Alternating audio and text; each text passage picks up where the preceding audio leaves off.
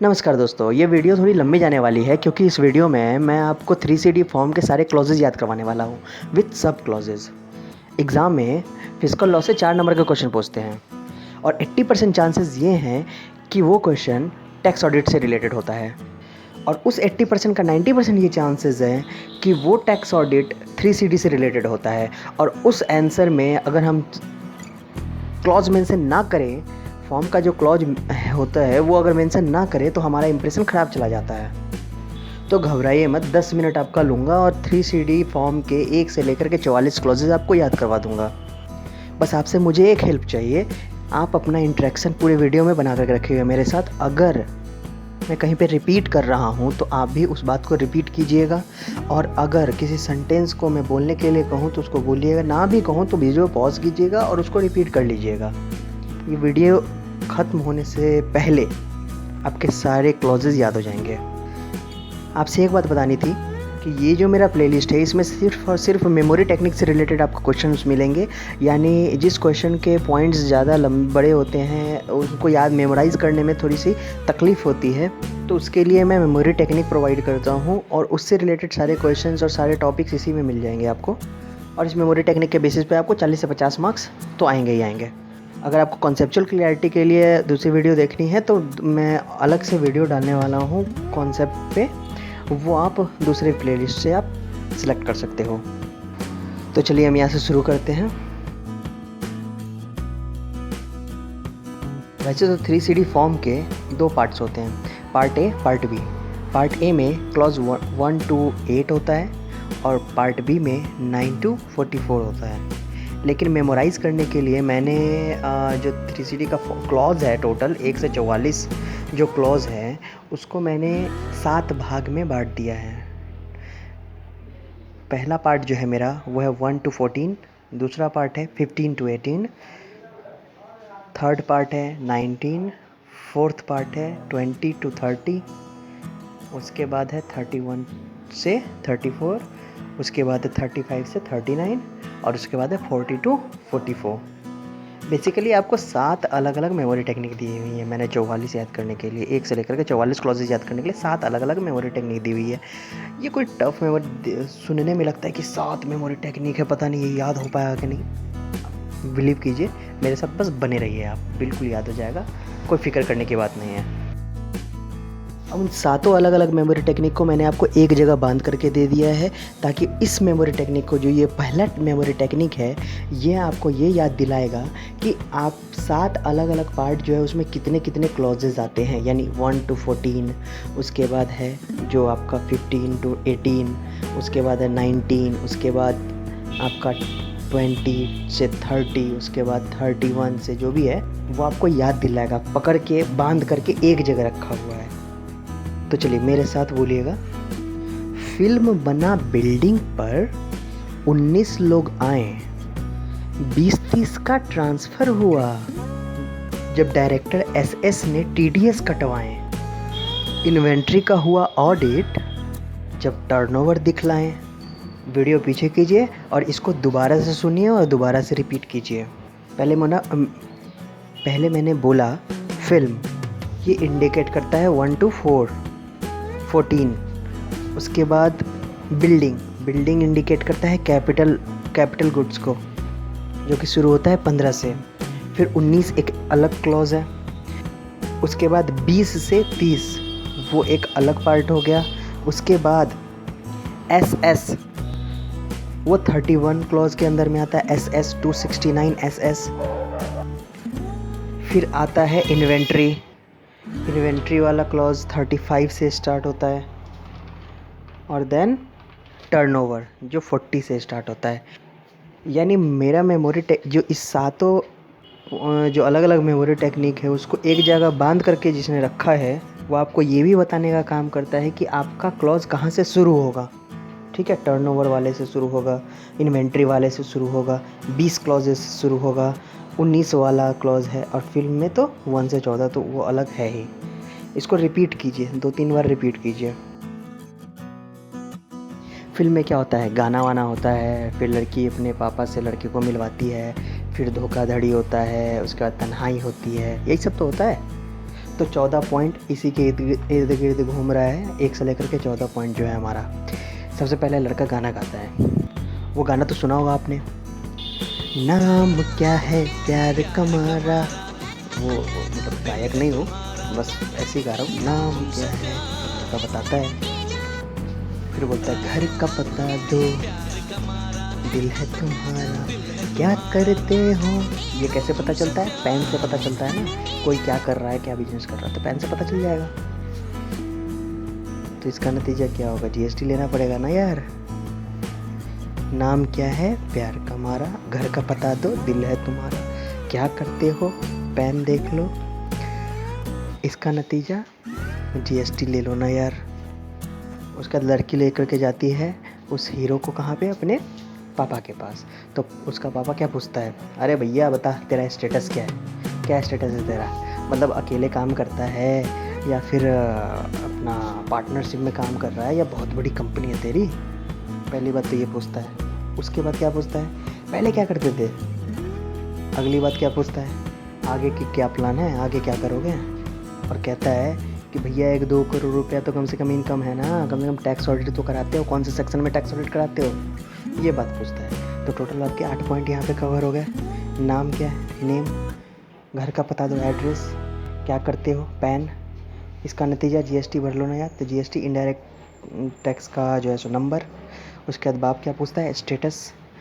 6 number में आपका क्या हो गया, प्रीवियस ईयर, यानी पहले क्या करते थे।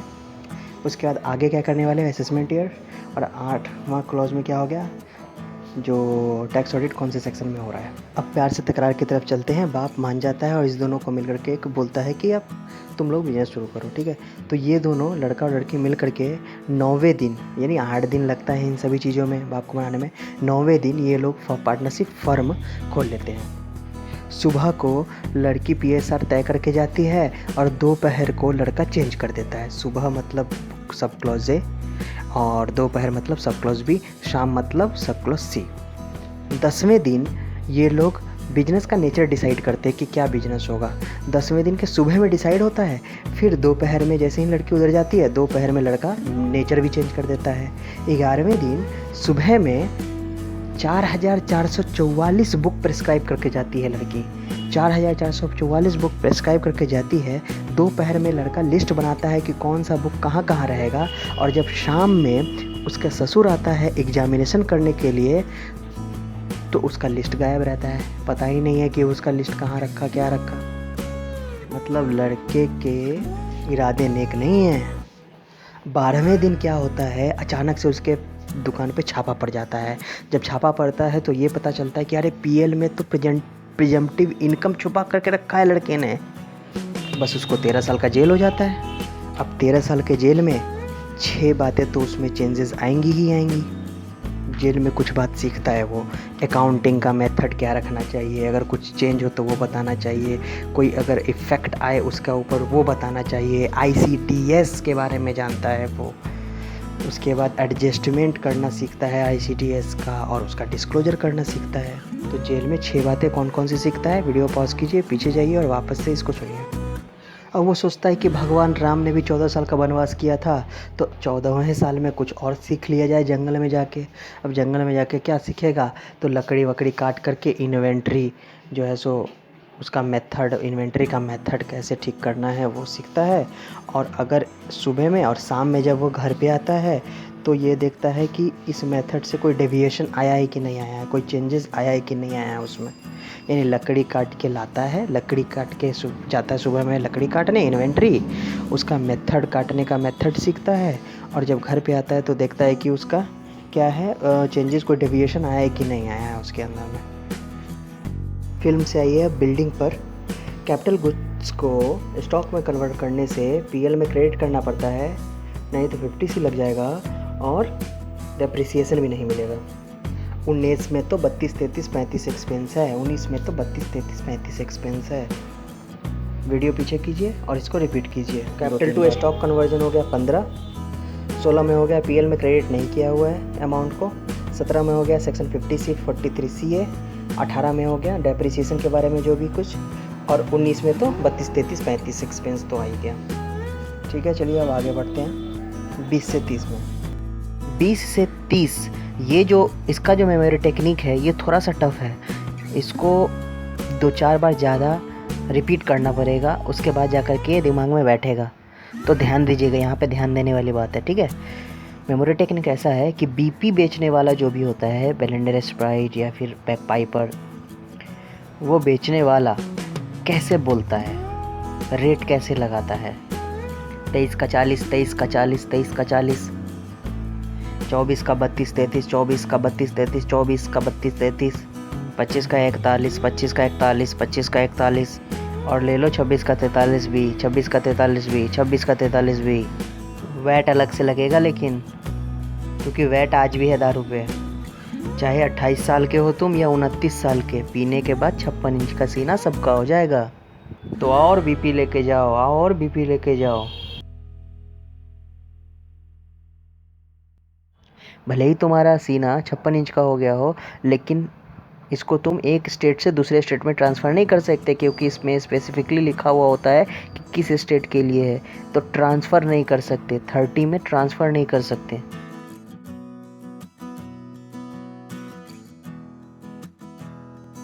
चलिए अब डायरेक्टर साहब पे आते हैं।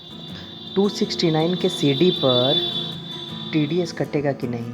269, 31 वाला हो गया 269, उसके बाद सी से हो गया कैरी फॉरवर्ड, डी से हो गया डिडक्शन, और टीडीएस से तो टीडीएस हो ही गया 34, यानी ये है 31 से 34 शुरू हुआ। 269, 31, कैरी फॉरवर्ड 32, डिडक्शन 33 और टीडीएस 34। अब आते हैं इन्वेंट्री का ऑडिट क्यों कराना पड़ा।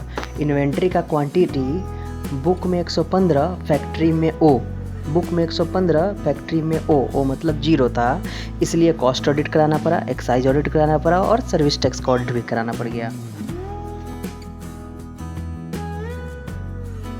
टर्नओवर पर अगर डिमांड या रिफंड रेज हुआ है तो फॉर्म 61 भरना पड़ेगा, नहीं तो 286 पेज का रिपोर्ट जारी हो सकता है, जिसमें जीएसटी के एक्सपेंस का ब्रेकअप दिया होगा। वीडियो पीछे कीजिए और दोबारा से इसको सुनिए, पीछे कीजिए, सुनिए, 1-2 बार सुनिए इसको।